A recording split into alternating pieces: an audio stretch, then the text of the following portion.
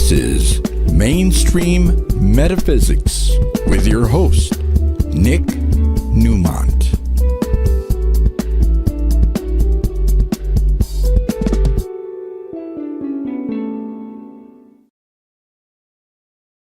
Welcome to Mainstream Metaphysics. It is Tuesday night in Los Angeles, 6 o'clock on the West Coast.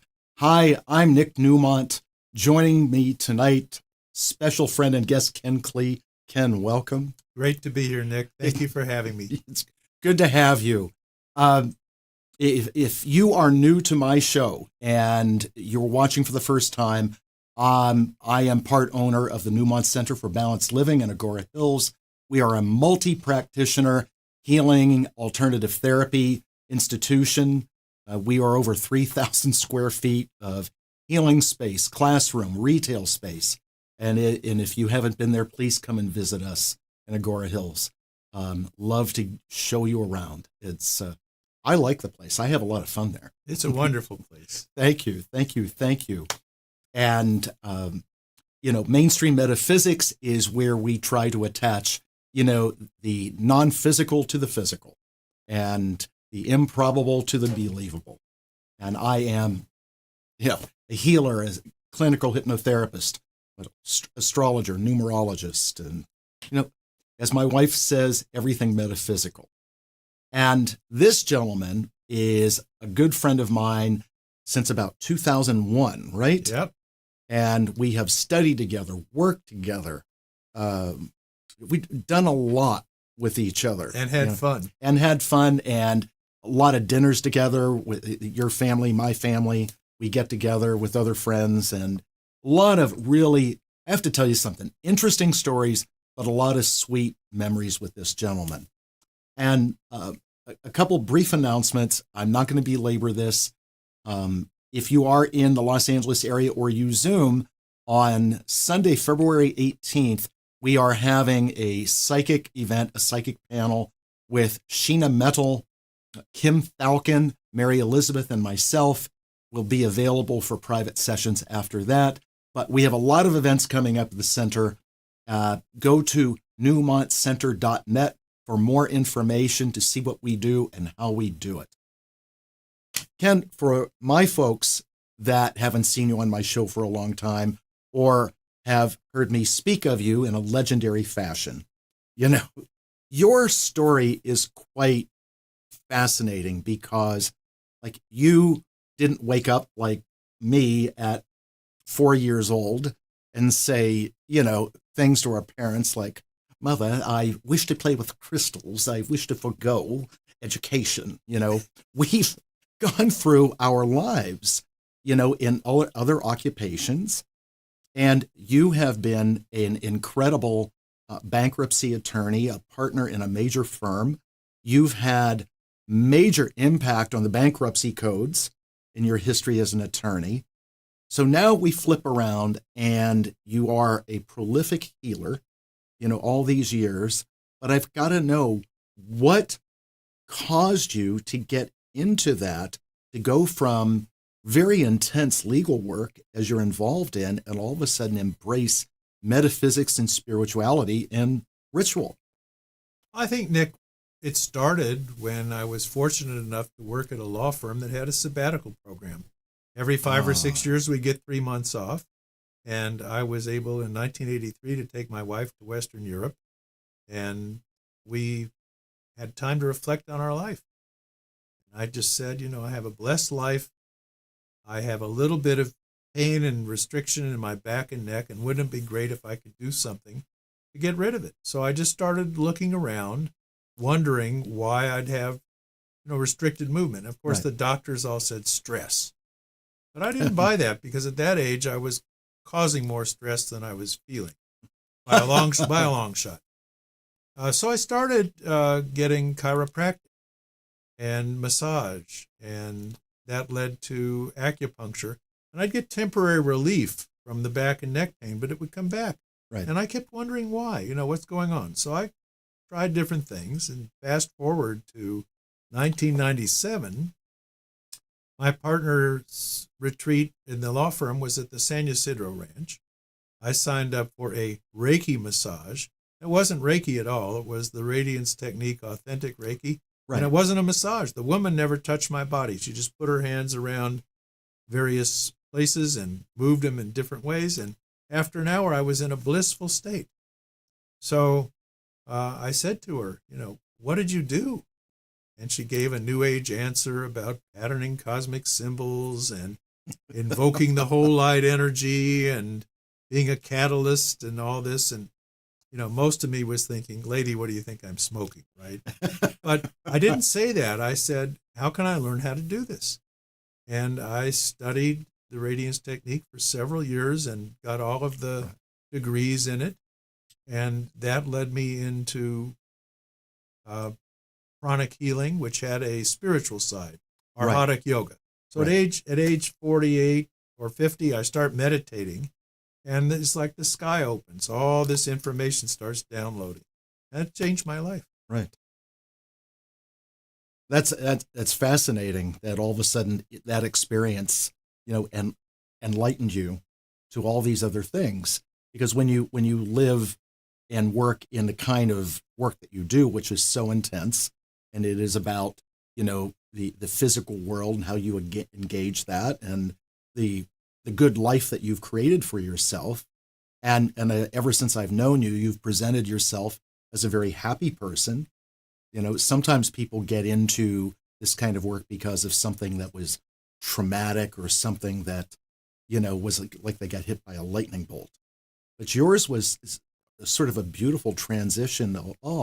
Like you woke up out of a beautiful sleep. It's, I think I'll try more of this. Well, actually, it's almost been like an invisible hand coming along. Mm-hmm. For example, I had a law partner's wife who recognized that I had healing powers and was going to be a magician. She introduced me to you. This was in the early 2000s. Right.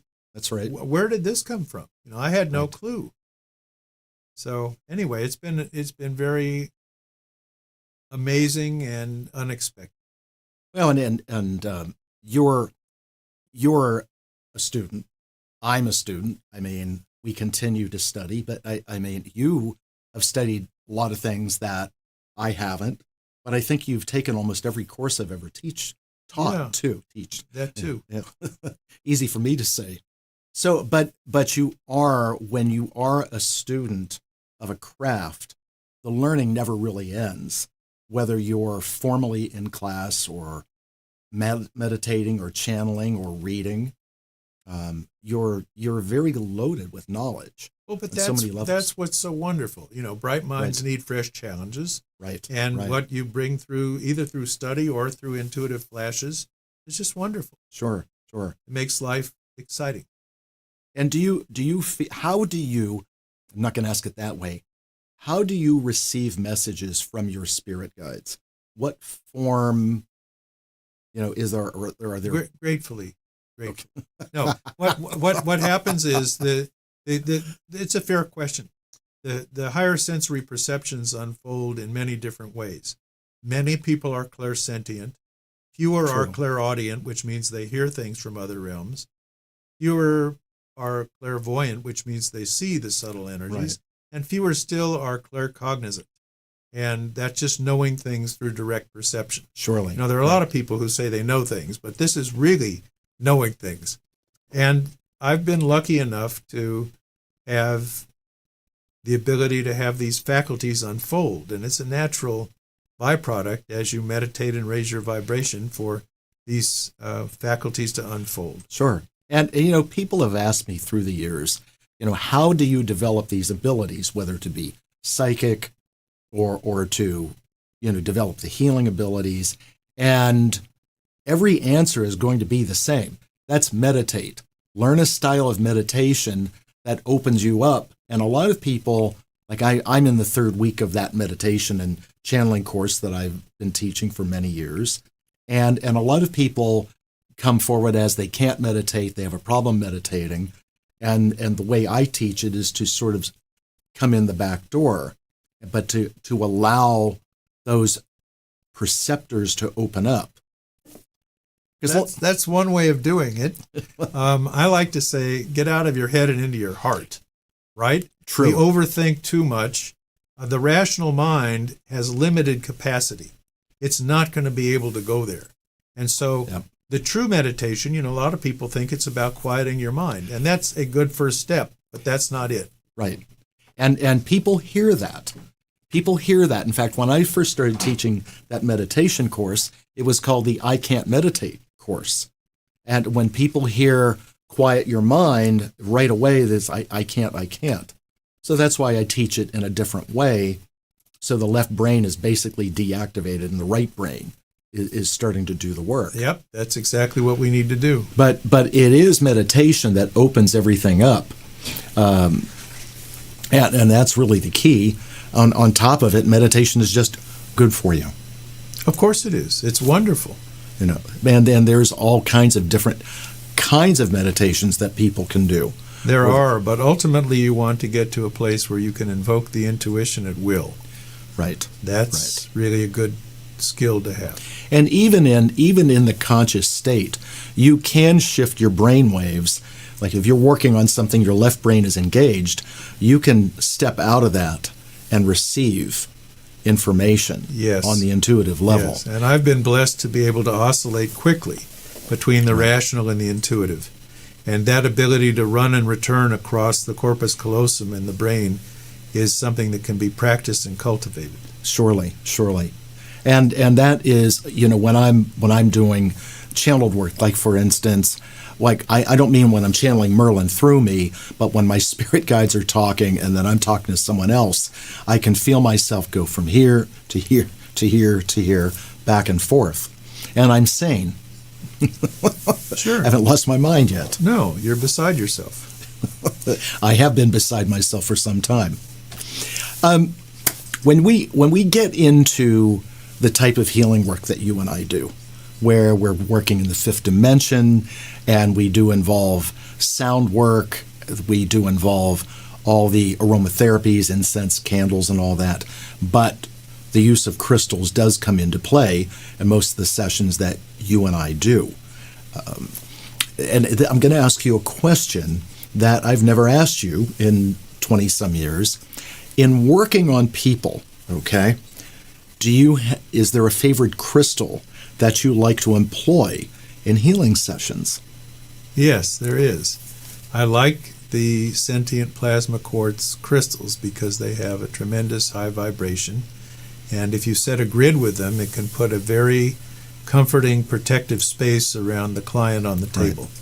And so I love it when that grid comes out for someone. Sure. Whether it's at the first level or the second level, it's just a very nice, wonderful, powerful grid. I also like meditating with it. And it's a great tool to take things out of the field. Right, exactly. In fact, I forgot when I came running in here, I have one in my car. I meant to have a large one of the sentients, one of those big quartz crystals from the Colombian Andes. Now, on a personal level, when it comes to crystals, for you, what's your favorite crystal? Well, it depends what I want to use it for. I don't have a particular favorite. I have sentient plasma quartz that I meditate with every day, and I have some crystals that I've put special energies into to do different things. But I would say other than sentient plasma quartz, I really find labradorite attractive. I have different kinds of celestite that I use, and they have very different vibrations, and they're very wonderful for healing, particularly above the crown. Of course, everyone loves amethyst. I love amethyst and rose quartz, some of the more pedestrian crystals. Sure. I would say of the more exotic crystals, petersite is something that's come up from time to time. Charoite is something I love using. And then there are some of the really high vibration love crystals like rosalite that I enjoy quite a bit, and morganite. So I would say those are some of my real favorites. When you and they're all good. You have at your healing space, like I do, what we call the chakra plates.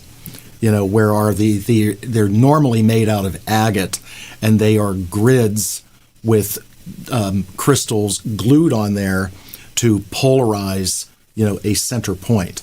And they are absolutely gorgeous, and sometimes they're for an aspect of a condition, or they're just for a particular chakra, root chakra, throat chakra, heart chakra.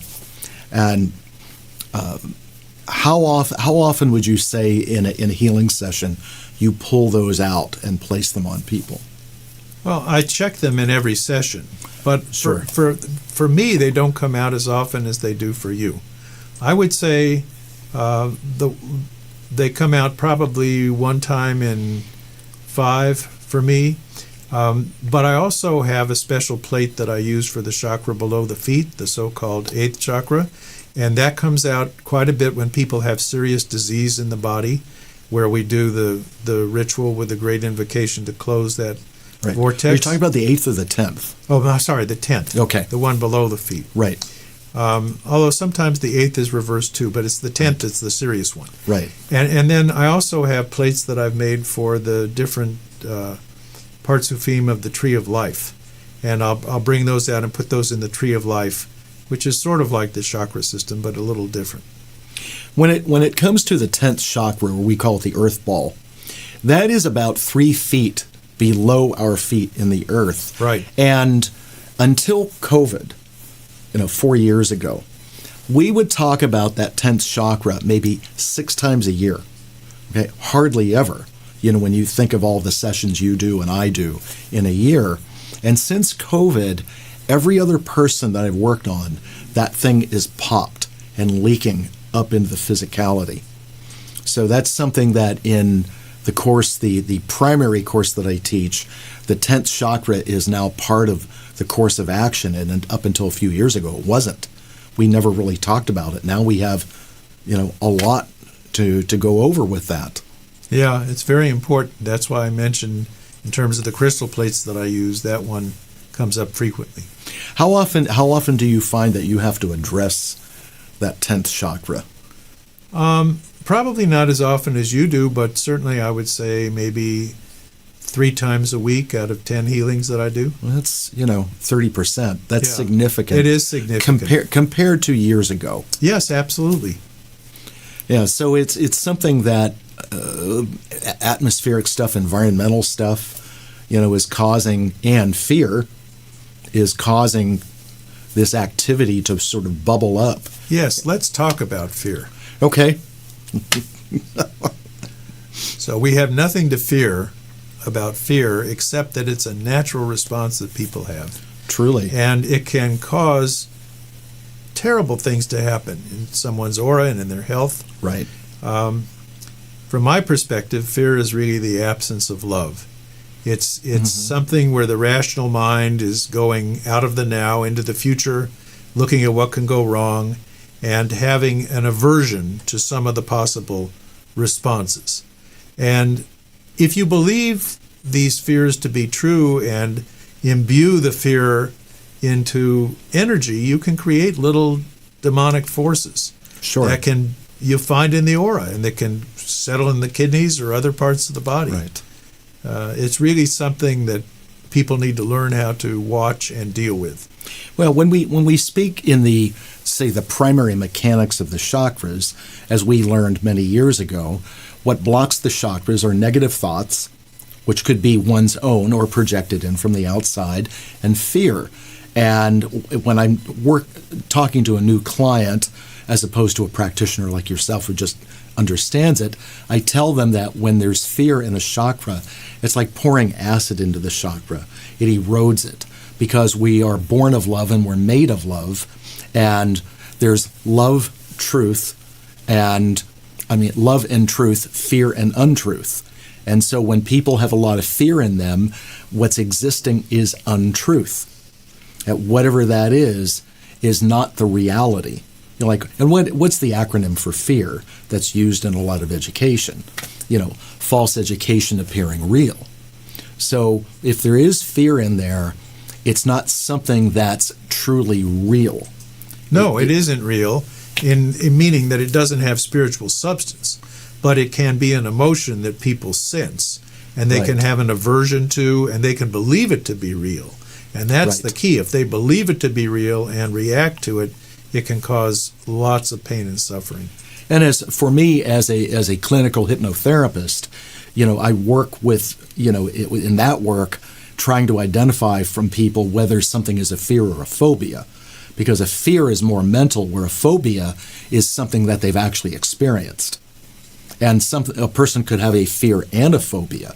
So in the energy work that we do, then what happens is when it becomes fear and phobia, we address whatever chakra that is, so many times the second chakra, the sacral chakra, and we look for traumas Exactly. that have been embedded in the timelines of the chakra. That's right. There's a lot of fancy language for how we describe chakras, but in simple terms, a chakra is a thought container. Everything that we've experienced is stored in there from birth all the way up to the present. You were going to say. No, I was going to say I think it's a little more than that. I view them as astral organs, but they certainly do contain thoughts, and they don't have to be personal.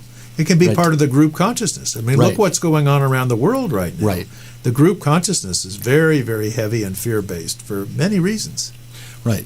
And one of the things, because there's so much with the physical body that comes into play, and of the 7 traditional chakras, there are the 7 glands, the endocrine system. So the chakras, as they have an effect on those glands, I refer to the chakras at times as metaphysical glands. Yeah, well, there you go. So there's a lot of different ways with each client to use language or analogy that helps them identify with what we're doing, because if we speak too much metaphysicalese, then we are unintentionally speaking over their heads, which is not what we want to do, because in that kind of healing work, we want to make sure, like legalese, that we're speaking something that they can understand and how it does pertain to their reality. Absolutely right. Now, you mentioned a moment ago spirituality, and in today's world, it is a bit convoluted, okay, and sort of misunderstood by some, misportrayed by some. How have you seen that unfold? Because nowadays, wherein everybody engages in a lot of different kinds of practices and things like that, with projections that it's spiritual. This is a great question that shows the problem of language and the use of language. Right. So what's spiritual to one person may be different than to another person. When someone dies and drops the body, they go into spirit form. Right. And if they come to visit as a guide, they can be a spirit guide. But I wouldn't say to someone that communicating with your spirit guides is spiritual. Now, does it involve interaction with spirits? Of course it does. Right. But that's not what I mean when I use the term spiritual. What I mean is getting in touch with the character that you're playing, recognizing it as a casing for an essence that is in this world but not of it, and teaching people how to access the higher self or true self or spirit, which comprises everything. And you can get to a place in meditation where you see the oneness of everything, not just as a thought matter or an experiment, not taking it on faith, but actually experiencing it. So for me, spirituality is getting beyond the ego, beyond the character that we're playing in the lifetime, and getting to a place where you encounter the true essence that animates what we believe we are. And that is part of being completely in touch with truth. Of course. That's what it is. We have found, we teach a lot of classes at our center, and we work with a lot of different people. And what we're finding is that, and look, people are well-intended, and they want to get to where they want to get to. But there is this condition that we call a spiritual bypass.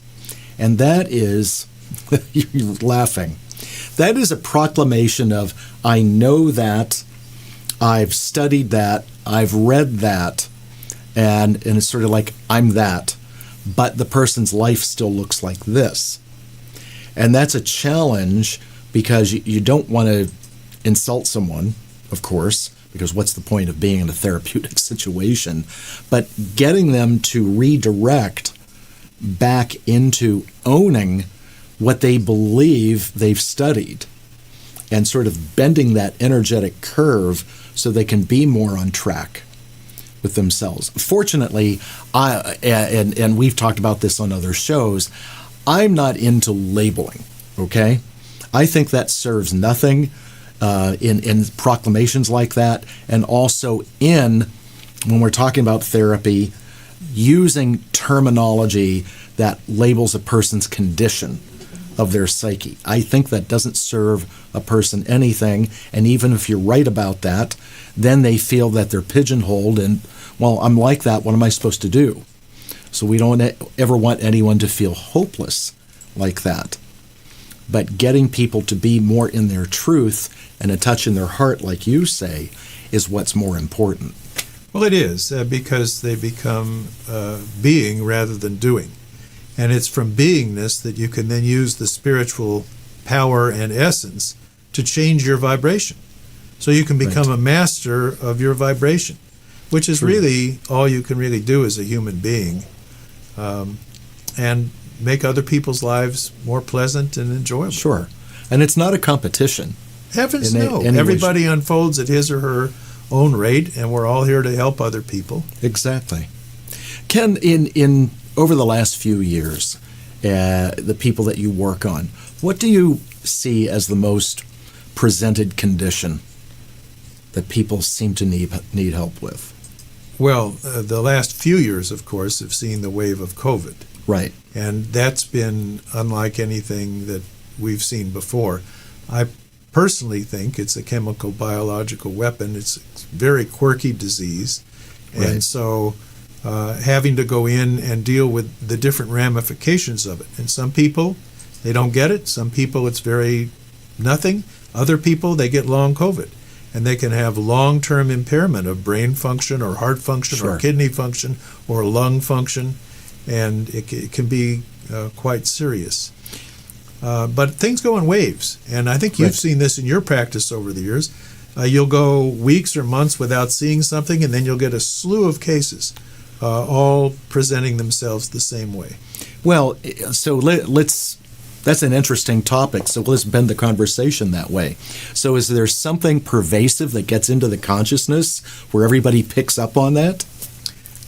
I would say it gets into the consciousness, and many people pick up on it. I don't think everybody does, but it can be a form of group contagion, if you will, or what they used to call group hysteria.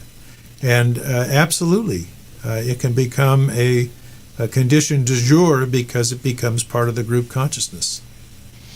So when you diffuse that in a person, okay, what's it take if that person feels better and they get into positive conversation with someone else?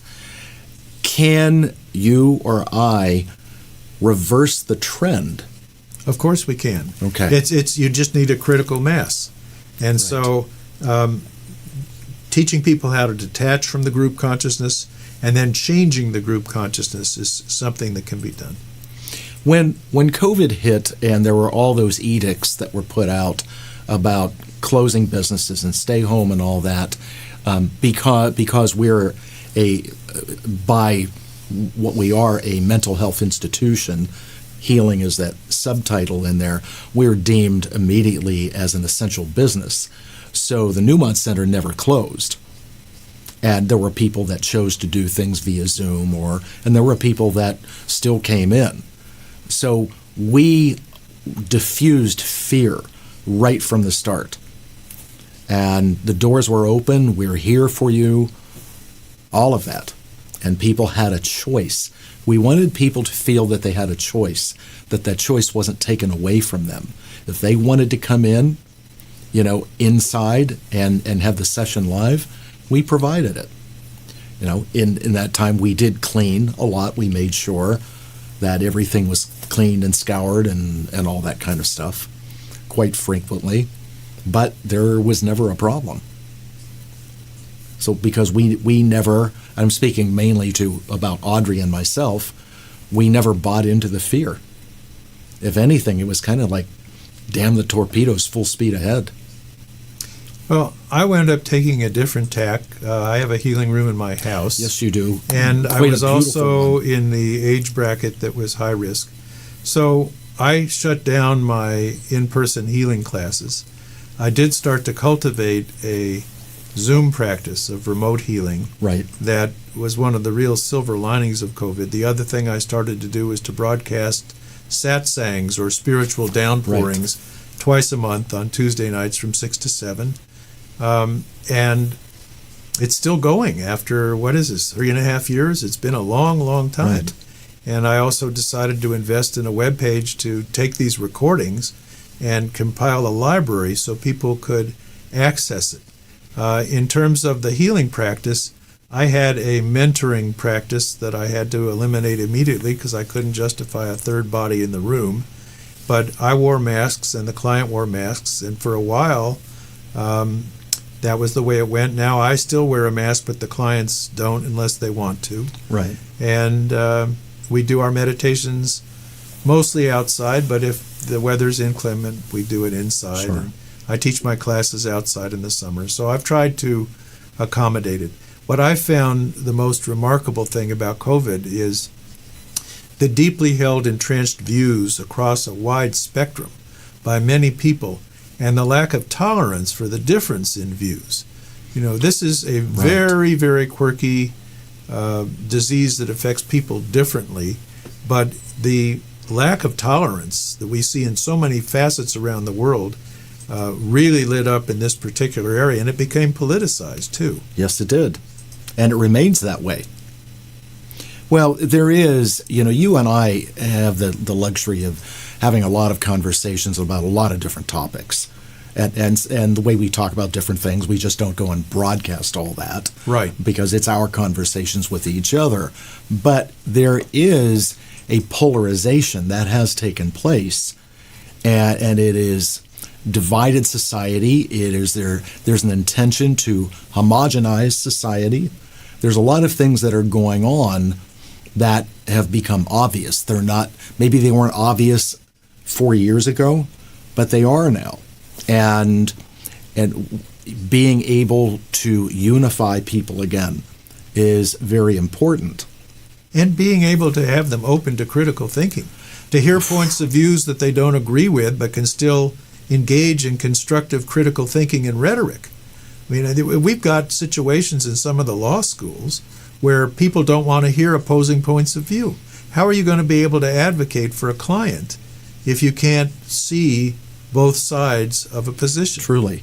Well, and something you just said about law school, Ken, until they start teaching critical thinking in schools as opposed to memorization, that's going to be a challenge. Teach people how to think. Ask who, what, where, why, how. Ask questions. And teach how to solve it.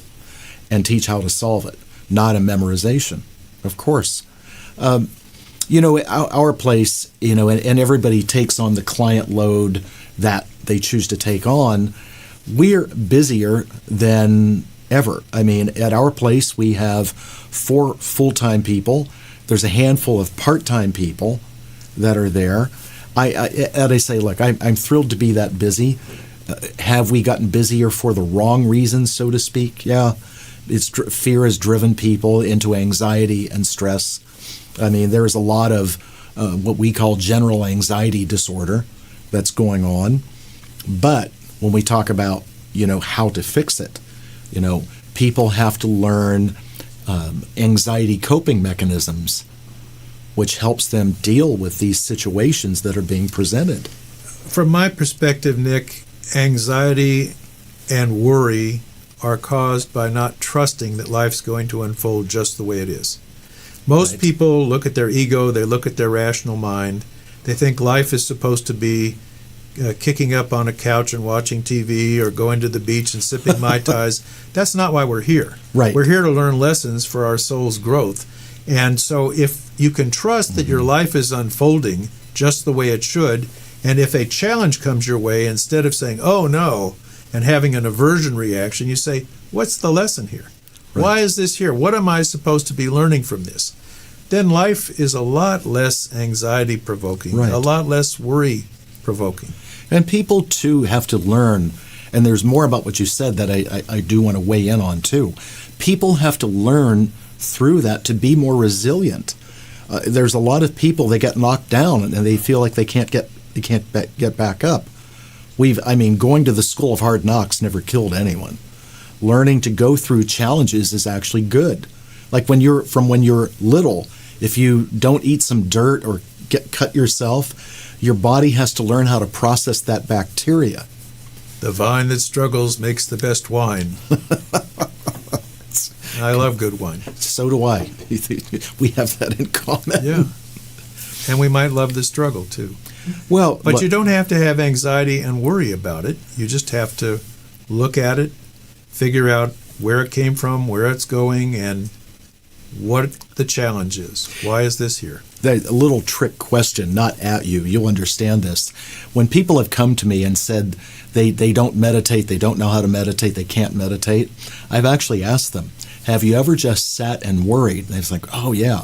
I said, well, you know how to meditate. And they'll go, what?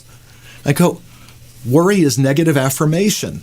If you can daydream and fantasize about something, which is very positive, all right, then that's a form of meditation. And if you sit and worry and ponder what's going to go wrong, that is a negative affirmative meditation, which will lead to the wrong result, the undesired result. From my perspective, we spend most of our waking hours in a state of attention, where we're trying to control things. We reach out, we try to move things around, understand it, grasp it. And I think if we can switch and go from that active yang state into a yin state of awareness and let things come into us, that's how we can switch from attention to awareness and facilitate meditative states. Well, one of the issues is the swing of the pendulum. And what I mean by that, well, you're talking about the yang state. There are people that are too far into the yin state. So there are a lot of people that are walking around right now that are in hypnosis. They're in a hyper-suggestible state. So you don't want to be too yang, as Ken just said, but you don't want to be too yin either. There needs to be a balance in the brain waves. So if something comes in, instead of worrying about it, like you were saying, be able to deal with that. Yes, and in the body, we have techniques that we do to balance the yin-yang energies. Absolutely. Look, when we get into how we feel the aura, and if you use a pendulum once in a while, you can tell when the body is more to the right or to the left. And we do have ways of balancing out that. And one of the ways that we do it in the energy work is tightening the hara line, which is the line of intentionality. And if we are less intentional, this thin tube, this line of light that begins about 3 feet above our head, going down through the body at key points, all the way into the core of the earth, it's supposed to be very tight. And I've said to a lot of my students through the years, unless you're a monk in the hills of Tibet, where all you do is meditate and you don't have a regular life, that hara line is going to bend because we are pulled in different directions in life. But if we're pulled too much, then we're less intentional. When we hold our intentions, we're going to stay true to the self. Yes, that's true. And people's heart lines are like that Christmas ribbon candy. They're all over the place. That's why at the end of every session I straighten and tighten it. Yes, we do. We do that. Ken, I'm very fortunate in the years that you and I have worked on each other. I say this with all due respect. I trust you implicitly because I don't let anyone else work on me in that kind of session. Well, why would I? But no, you really tap into and see things on a lot of different levels. Well, we all have things that we see and do Right. the best we can. That's all we can do. Exactly. And we are, and as high level as that energy work gets, we are still human in all of this. Sure. We have our own issues, our own hang-ups, our own countertransference. Absolutely right. So how do we were talking about spirituality, and you and I have discussed something that happened years ago with a former colleague, let's just say, that had an unfortunate, painful demise, but there was a lot of judgment in that individual. A lot of judgment. So what happens, Ken, when a person wants to go down what seems to be a very healthy, spiritual, metaphysical path, but how do they end up in judgment? What goes awry? What goes awry is that they have too much severity and projection of what somebody should be doing. So one of the worst things you can do is to should on somebody. Right. And this is a hardwired part of the rational human mind. We all have these shortcuts and boxes and views of right and wrong. Right. And even if we're sincerely looking at somebody else's best interest, we have a view of what they should do. Right. Should this young person go to this island with this condition? Should this person choose this institution or that institution? Should this person be taking a mushroom trip or an ayahuasca journey, right, or whatever? We impose our judgment. We may do it out of concern, but we're making judgments. And of course, the scripture says, "Judge not, lest ye be judged." Right. Or, "Judgment is mine, saith the Lord." Because of everything that's happened in previous incarnations and things that we don't know about, things happen for reasons that we only see a little bit of, even if we're highly developed in our spiritual faculties. So it's very, very natural to want to judge. And it's really a mistake. And in terms of the Sphirot, you have loving kindness off the right shoulder in Hesed, and judgment and severity off the left shoulder in Gevurah. The people who tend to pile on the judgment are heavily based on their left shoulder, and often they'll present with left shoulder pain in the scapula or in the actual physical shoulder. Right. So one of the things you can do is to rebalance the tree of life and these Sphirot, bring in a little more loving kindness, a little more compassion, a little more forgiveness.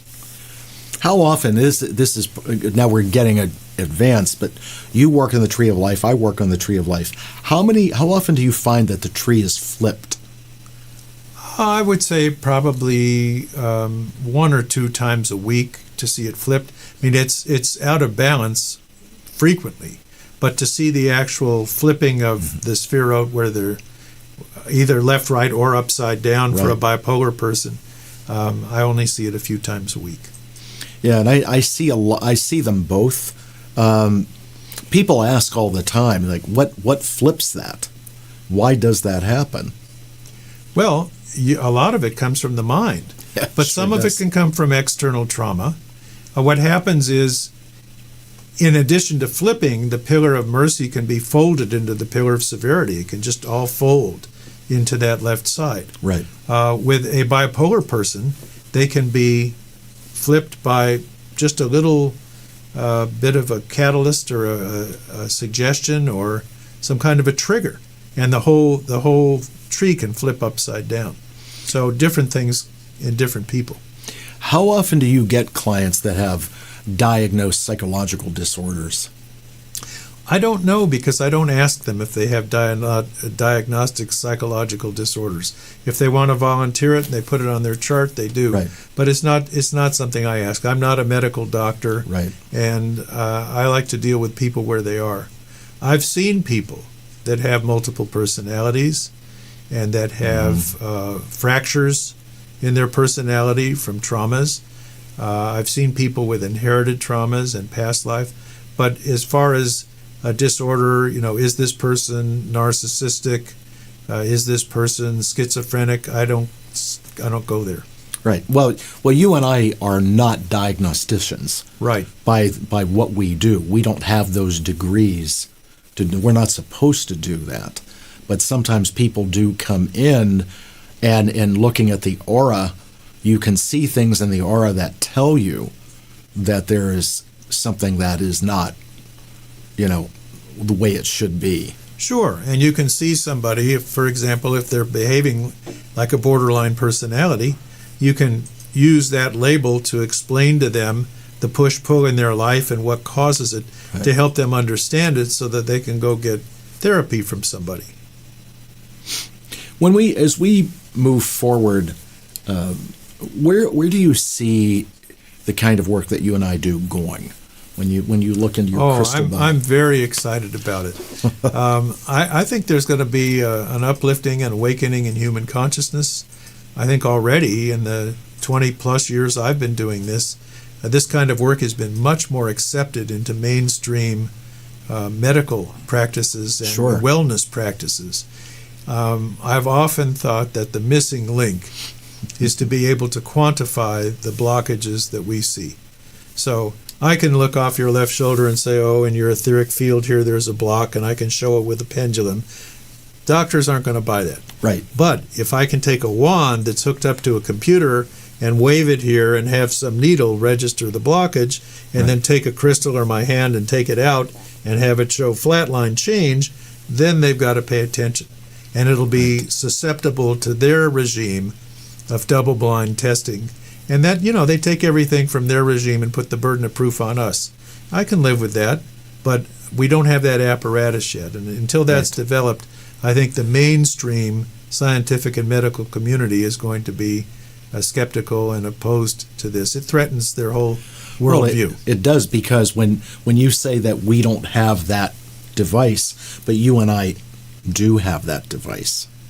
Well, sure. It's not an electronic device that registers on a computer. It's our hand chakras, it's our third eye, it's our knowing, it's our clairsentience, and of course the pendulums we use, or the dowsing rods, show it. Right. I mean, there are times that I have said to a client, I sense this, and I want you to go get it checked. And when they went to the actual doctor, that was actually going on. Of course. That happens all the time. So instead of us telling the doctor what to do, we're just sending the client there with that information, seeking, advice and treatment. And, we sort of triangulated a little bit, but at least we got them to get treatment for something that may be where an actual doctor, needed to come into play. Oh, sure. I think doctors are terrific at setting broken bones and cutting out things out of the body that need to be cut out, and things like this. They have mastered some very fine arts in medicine, and I'm not opposed to doctors, but many of them only look at the physical body as the beginning and the end of who we are. And that's such a fundamental error in my view that I actually feel sorry that they're not more open to looking at some of the subtle bodies that can actually contain the source and cause of the physical disease that they're trying to treat. Well, and there's even today, there's a certain level of pushback against what we call body syndromes, where an emotion has triggered the failure of a body part or a condition in the body. And when you like the course that Audrey and I teach called Healthy Mind, Healthy Body, we go through that. We have guest speakers every week, and there's incredible books on the topic. I think the New York Times just came out with an article a few days ago saying that science has begun to recognize that much of the pain is caused from the mind. It's not actually in the body. Now, of course, you break a bone, you're going to have physical pain. Right, of course. But a lot of what people experience as their pain is coming from the mind and its reaction to a nervous impulse and a stored trauma. And if you release the trauma, which is what we do in our energy healing practice, then the pain goes away immediately. And if you've got just a simple pattern, it doesn't come back. If there's systems or other things, you got to take those out. But it can result in tremendous relief for people. I had a situation with a client a handful of years ago, and there is a process that we do where we elevate the vibration of the chakra and actually get into the DNA helix and smooth that out. And this gentleman who's 40-something is working on his third chakra, the solar plexus, which is also the conscious mind, beyond all the stomach organs and digestion. And when I went in and I was smoothing that out, I asked him, I said, so what happened when you were around 12 years old? And and the chakras are electromagnetic devices. And so he said, oh, yeah, we had to move from the country in our big house into the city. And I said, okay. And then he started to remember, and as I'm moving up, doing this with my finger, he realized that he had stored a trauma where, because they moved from this farmhouse and moved to an apartment, they had to get rid of their dog. Well, when he said, oh, yeah, and I had to get rid of my dog, he remembered, and that chakra ignited. And I tell you, I felt like I had been tased. And that's how much energy is in your chakras. It's real electromagnetic energy. And it's like, I mean, you've all accidentally touched a socket when you shouldn't have, and that momentary paralyzation that goes on. Well, that's what I experienced inside that man's chakra. So your chakras are very powerful. So anyway, when traumas are stored in there and they are acknowledged, activated, and released, it's amazing what can take place. Like, for instance, another story is Audrey's friend Robin from Florida. This story has been told many times, and came to visit. And I heard of this woman, but I had only been with Audrey a couple months. And she was a very kind of quiet, sullen individual. And she told Robin, you need to have a session with Nick. So I get into her second chakra, which we usually get into people's second chakras because there's so much. And I just went there and I said, at that time, I said, 12 years ago, you had a miscarriage. You basically repressed it and forgot about it. And that's why you've been depressed all this time. And she just lit up and she goes, oh my God, yes. Well, that was one of those sessions that was cathartic, because the rest of the night, we all went out to dinner. Her sister and her mother went, who is this person? What did you do to Robin? And it's because a trauma that had been buried in there got released completely. Exactly. So there's so much that we can get into and help people with. I have a tendency not to say the word heal, because we're not really healing anyone. We're assisting them and activating and things like that. I have a tendency to stay away from that phraseology, because the individual does the healing. We're just assisting. So in the time that we have, I'm going to change conversation, and this is where I want you to run with this. We are roughly, depending on how you calculate it, in the age of Aquarius now. I mean, every astronomer, everybody's got a different point in time of when it happened, going to happen, but we can feel it. And there is a lot of disruption in the planet right now. And ages happen every 2,000 years.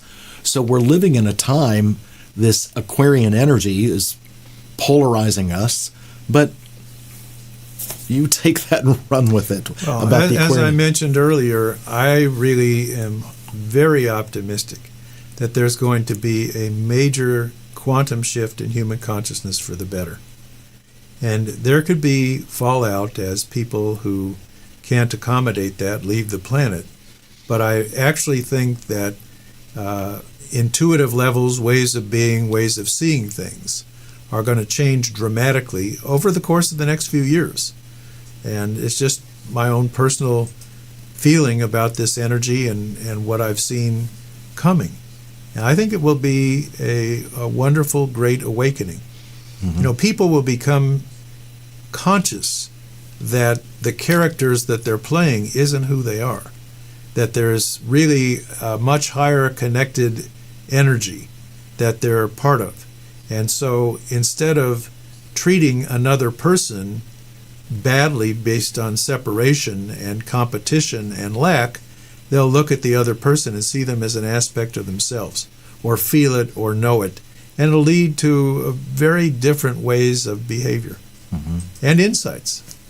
Right.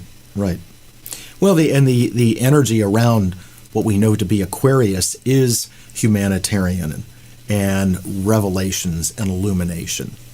But I think that based on that song and play back in the late 60s caused everyone to think that there was sort of this hippie kind of experience that hasn't happened, which was a perception way back then in the late 60s. Well, that was the dawning of the age of Aquarius, as the song says. Right. Hasn't happened yet. It hasn't happened yet. The darkest hour is just before the dawn, Right. says another song. Right.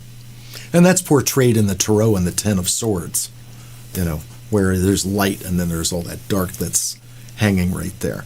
Look, because Aquarius is ruled by Uranus, which is the planet of sudden change, and there is a level of turmoil as we're venturing in these years now into the Aquarian age, the boat is going to rock. Has to. All quantum shift takes a buildup of energy and then there's a leap. That's the way it works. Physics shows us that. Exactly. So if you're talking about electrons jumping from one ring to another, the scientists go, of course, that's what happens. Apply it to our everyday life. Oh, how can we do that? Well, guess what? This is a microcosm of a macrocosm. And these laws and principles apply across different media. Ken, as we go into this time of revelation and connection to spirit and awareness of non-physicals, how do you feel about the reveal that has to do with extraterrestrials, physical beings that are not from here? Well, I've always thought it unusual that an intelligent human being would think that with the vast number of galaxies and stars and planets in this manifest universe, that we are the only intelligent life form. I mean, my gosh, on our own planet, we've got whales and dolphins that might be smarter than some people we know. Mm-hmm. So some of us have encountered extraterrestrials. Some of us have seen the extraterrestrial evidence in some of the great technologies and books and learnings that have been taught in languages. And my guess is it will become a more commonplace experience. I think the governments of the world have evidence of extraterrestrial life that they're not releasing because they don't want people to go into a panic. Right. But I think we've had it in movies for so many years that people will be okay with it. I've gotten to the point where I really believe that what's in the movies that is deemed as science fiction is really a different way of telling a story that's based on reality. I don't know how much more, unless it's absolutely ridiculous, but I think there's a lot of truth that's revealed through what's portrayed as science fiction. Well, and it can be a way to condition the human consciousness so that when the events unfold, people aren't as shocked and crazed as they otherwise might be. Well, when we get into video games and virtual realities, at what point do people have a hard time separating reality from virtual? Well, you can describe this whole lifetime that way too. Well, is this whole thing imagined and therefore we believe we're existing in that? I mean, that's something to ponder. It's something to ponder. Right. And that probably is fodder for another appearance for you on this show, because we're running out of time. Now, Ken, for those of the people that are watching that don't know you, if they would like to have a session with you or talk to you, how do they get in touch with you? Well, I have a cell phone, and I have a website. The website is www.kleeministry.org, and the email is info@kleeministry.org. I have a high demand for my sessions. I've got about a 7-month backlog. I'm booking now toward the end of September. And so I do have a wait list, and sometimes the universe opens up cancellations if it's meant to be. But unfortunately, and I'm not proud of this, a lot of people have to wait a long time to get a healing session. I do have these satsangs that I do twice a month that are open to the public. Anybody can tune into them, and they're recorded. So if 6 o'clock Tuesday night isn't convenient for them, they can look at it at some other time. And I do it by donation. I don't have a fixed fee for people to attend it. Right. So there's that, and I teach a few classes a year. Right. So those are the different possibilities. Right. Exactly. Well, good. So, and if you have questions about tonight's show, you can write into me here on my Facebook page, or my email is nnewmont@gmail.com if you would like more information. We have hit the top of the hour, so we have to say goodbye. Thank you so much. Thanks so for much, coming Nick. on. Always a pleasure. It is a pleasure. We'll have many more fun conversations, I'm sure. And for those of you that have watched, from Ken's audience, my audience, thank you so much. Remember, tomorrow night, my wife Audrey does Conscious Mind Tripping at 6 p.m. here on her Facebook page, and this is presented here through the studios of Conejo Valley Talk Radio in the heart of Westlake Village, California. Thank you so much for watching. I will see you next week back here, and as always, take care of yourself, take care of each other. See you next week. Good night, everyone.